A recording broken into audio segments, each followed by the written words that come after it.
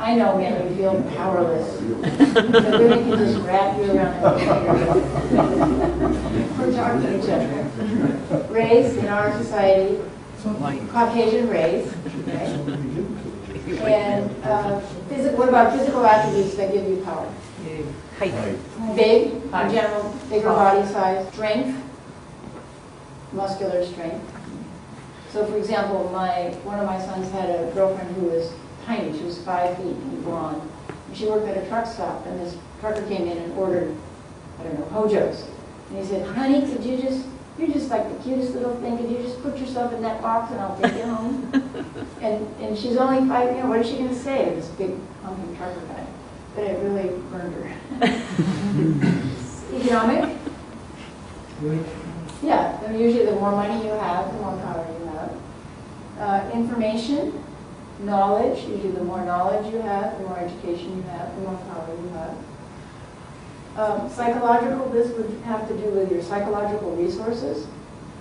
So some people have more psychological resources, and some people are more just emotionally fragile, even from birth. You can see that in children. Social resources, that refers to support.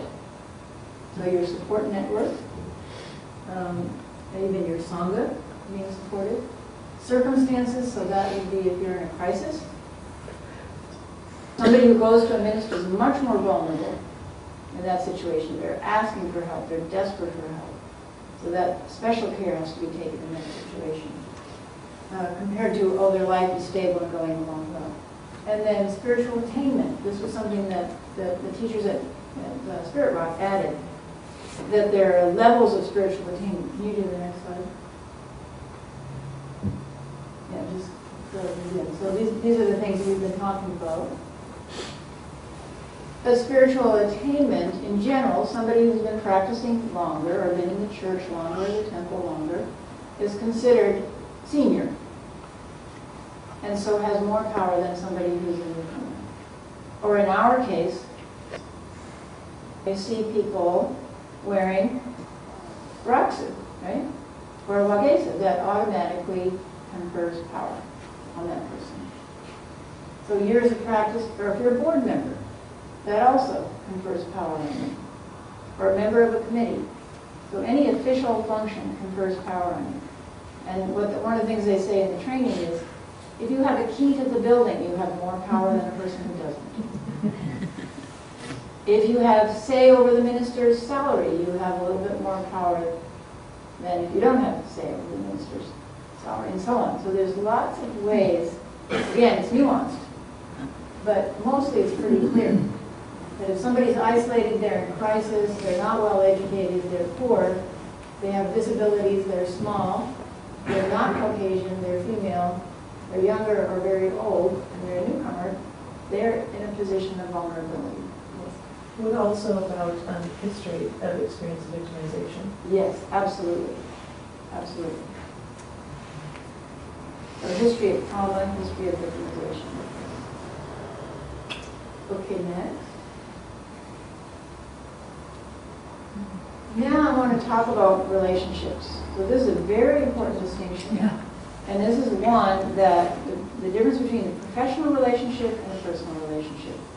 And this is, I think, one of the most important aspects of the training that they gave us and that we give to people, because particularly with non-traditional spiritual teachers, so Hindu teachers, Buddhist teachers, a lot of them say, well, I'm not a professional.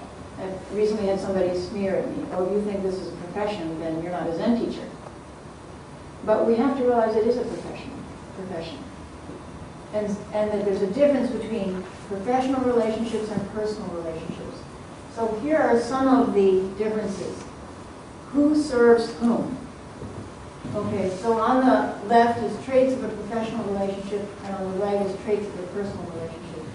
Professional relationship, the professional serves the client or the patient, student, or the congregant. In a personal relationship, the assistance is mutual. I'm talking about an ideal personal relationship. So, a partnership, let's say. You and your partner have a mutual agreement to serve each other's needs. So Someday, one day, one of you comes home and you're really pooped and the other one says, it's okay, I'll wash the dishes. And then the next day, the other person has some need. And then, so you go back and forth. Right? So you serve each other. Whose needs are primary in the professional relationship, the client or congregant's needs are primary. In a personal relationship, both people ideally legitimately assert their needs and negotiate whose needs are going to get met, whose needs are primary right now. Who holds the power? In a professional relationship, there is unequal power and authority. The professional has the power and the authority and the responsibility by virtue of their role. In a personal relationship, there should be ideally equal or shared power, and authority is mutual. So there's a give and take about who listens to whose advice or whose opinion, right? Are there boundaries? In a professional relationship, there are boundaries. There have to be clear-cut boundaries in order for the professional relationship to work. In a personal relationship, boundaries, again, are flexible and go back and forth. And actually, ideally, as they say a little bit later, boundaries go down to create intimacy, a particular kind of mutual intimacy. Who's responsible for the boundaries? In a professional relationship, the professional has the primary responsibility for maintaining the boundaries. So even if the person you're serving, your client, if you're a lawyer, this applies to lawyers too, they have professional codes of conduct. Therapists, teachers, ministers, doctors, that even if the person you're serving approaches you sexually with sexual intent or sexual energy, it is your responsibility to put those boundaries up so that the relationship can be reestablished in its correct place and form. So the professional is responsible primarily for maintaining boundaries, and in a personal relationship, there's mutual responsibility for boundaries. Like there are things that you know you would never say to your beloved because you know it would just wound them. So you always are careful about certain boundaries with the people you love. How much emotional distance? Emotional distance is necessary in a professional relationship. Yes.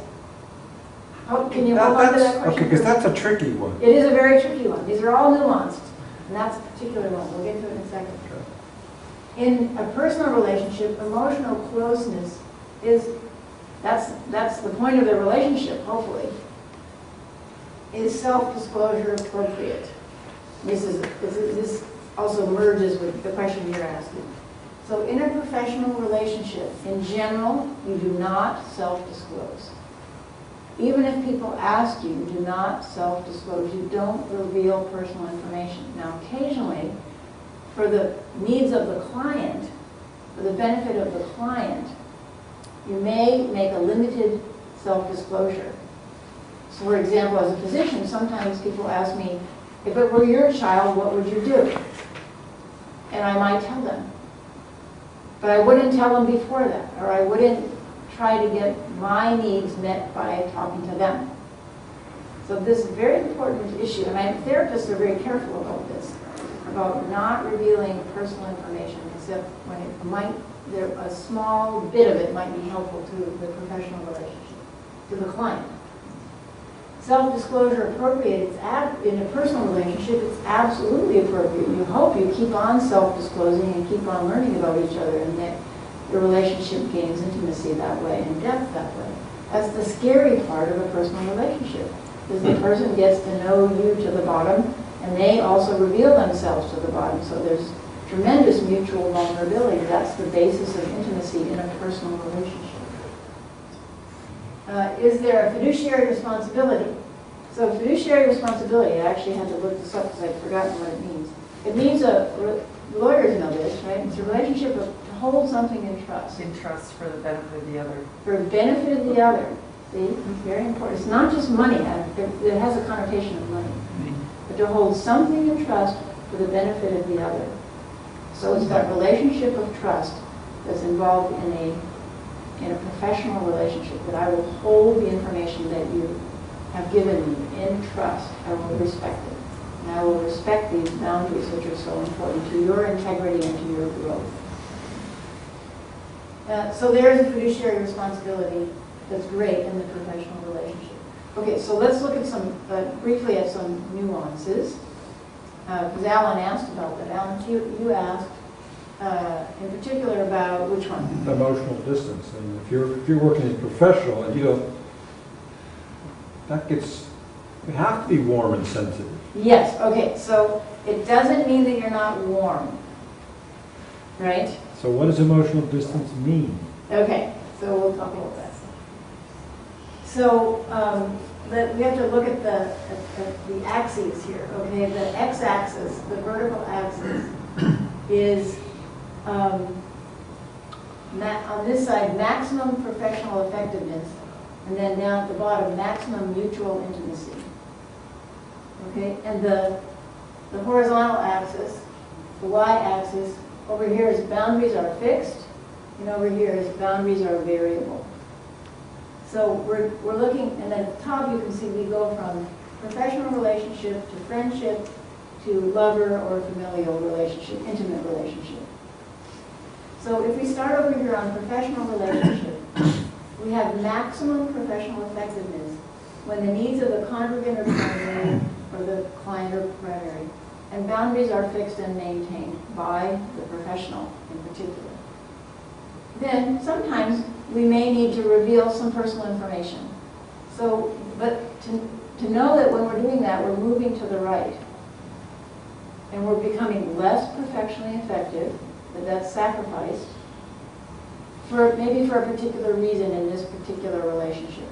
But the further you go, the less professional effectiveness you have. So a therapist, we have this little demonstration we do sometimes. Who's done it with me? Nobody was here. DT, where are you? You can do it with me. I'm doing it with me real quick. So I'm the minister, and DT's coming to me because he's having relationship problems. Cousin's driving me crazy.